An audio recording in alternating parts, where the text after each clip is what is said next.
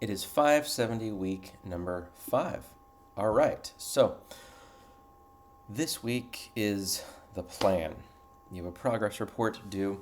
Last week you should have been implementing. Week 5 is the plan. We're going to talk about what that looks like. And then looking ahead, let's look at 6, 7, and 8. Week 6 is on a break from assignments, but it is heavy, heavy reading. You're going to jump right into the Dewey.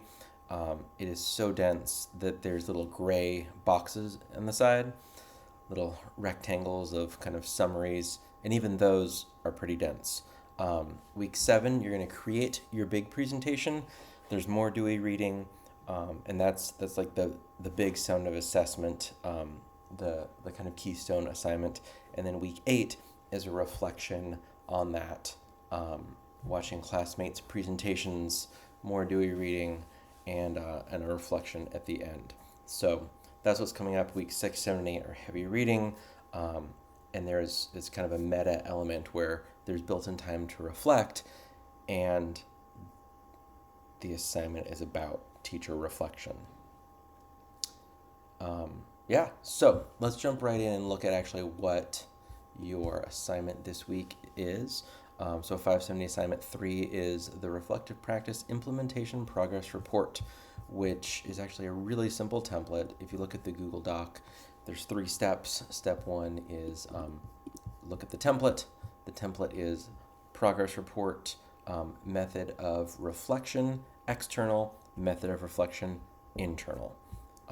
Fill that out, look carefully at the rubric, make sure you are you're meeting all of those exemplary column items, and it's pretty straightforward. Make sure you are submitting that as a PDF. Everything in Canvas gets submitted as, say it with me, a PDF. That was a lot more fun in my head. That was not a fun thing to say together. You have, the discussion board. A TEDx talk from Dr. Marshak about learning styles. Look at this through a lens of reflective practice. For me, learning styles were deeply ingrained in me as a student, high school, undergrad, in my credentialing classes, in my graduate courses. The description in the YouTube video shares that like 90% of people and students believe they have a specific learning style, and the research is different. So buckle up, work to keep an open mind. Please don't just jump right into nope, she is wrong. Look at the research, listen to the research, listen to what Dr. Marshak has to say. Even still, like, it is probably the most contentious, but not in like a self-identity sort of way that other topics these days, particularly on social media, tend to be. This is more like, this is amazing, I can't believe I've never heard of this, or I'm not sure about this, because it's so ingrained in so much of the PD that teachers today have experienced. So I'm not going to say more about that. You do have a weekly Microsoft Flipgrid video reflection. It's around a 20-page research article from the Journey of Language and Literacy Education. This one comes from Susanna Stieg at George Fox University. Hey, I know that place. John Spencer, an ed tech friend I know, is at that university as well. So you're going to read about Dr. Stieg, learning about PLCs, professional learning communities, and how video-based reflection was implemented. And it sounds dry. It is dry. It's a research paper, but also lots that I think is really going to be interesting to you, for sure. So you're going to do that. You're going to do that weekly video reflection. As a reminder, those reflections get graded at the end as like a bulk. It's just a really simple percentage. If you have a good video reflection, if you do all of them, you're going to get 100% on that last graded column in Canvas.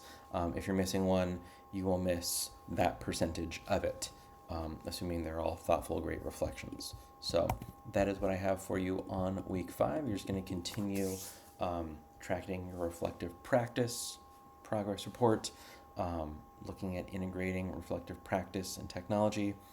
And yeah, that's the big thing. There in AI news, ChatGPT has added so many features in the last week.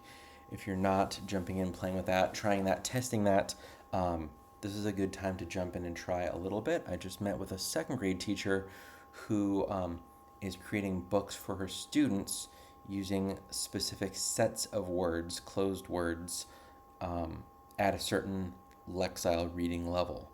And so she just got like 10 examples. It broke it all down. She's like, these are all of them. This would have taken me an hour, and I didn't even know what I was doing, and I got it in like a minute. I was like, yep, yeah, it is an extraordinary way to create documentation. Reminded her, as I will remind you, that these are things that you are in charge of as the teacher, as the expert. I encouraged her to think about the way she was using it as almost like a high school student who's interested in education but doesn't have that expertise of actually being a classroom teacher. So, that's the role that ChatGPT was kind of playing for her, and kind of blew her mind. But the ability to create images now in ChatGPT, the ability to upload documents, get info on the documents, upload photos, upload sketches. I'm developing an app now. Like, what? I'm developing an app. I've not said that sentence more than like 3 times in my life around a podcast workflow that I have that like no podcast app does. So I'm like, hey, ChatGPT, can I do something like this in an app? And they're like, yeah. I was like, cool, let's do it.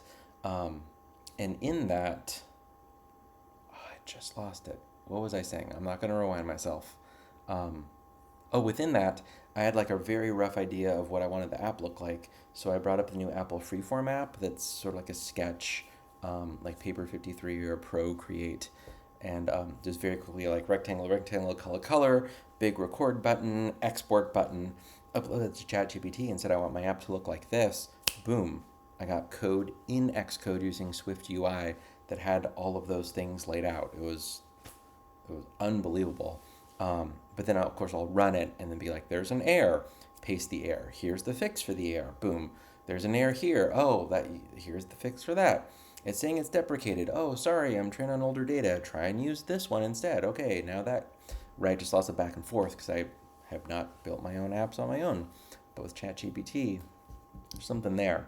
And I think that there's something there around the ability for us as educators and for our students to be able to make things that otherwise there were barriers in the way.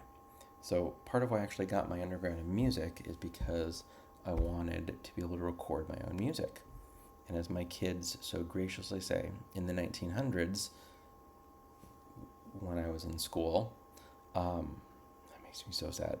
That was the way to be able to record your own music, was to work in a recording studio or be a band that got signed and works in a recording studio.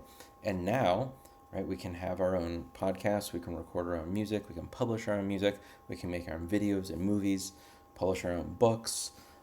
And there's definitely downsides to this by not having the gatekeepers. But now with apps, like, I didn't know how to develop my own app. I don't know how to use Xcode, except now I do. I didn't know Swift UI other than like move forward, print hello. Even with somebody who helped develop Xcode, which is the software that you use to develop apps for Mac devices, I actually got to spend an hour at an Apple Distinguished Educator Summit with him. And in 1 hour, I was able to have the screen be white, and when you tap it, the screen goes black. And I was like the guy who like heads up the education team for Xcode app development. And like in 1 hour, he got us to go like tap, tap, tap, black, white, black, white. That's all the app would do. And at the time, like my mind was blown. And now like I have a pretty wild interface of all the things that I'm able to do with this app that I'm developing. Like it's an incredible time to be an educator right now. So Man, talk about reflective practice, huh? So make sure to check all those boxes of all the things you've been doing. Reach out as you have questions, and happy week 5, everybody.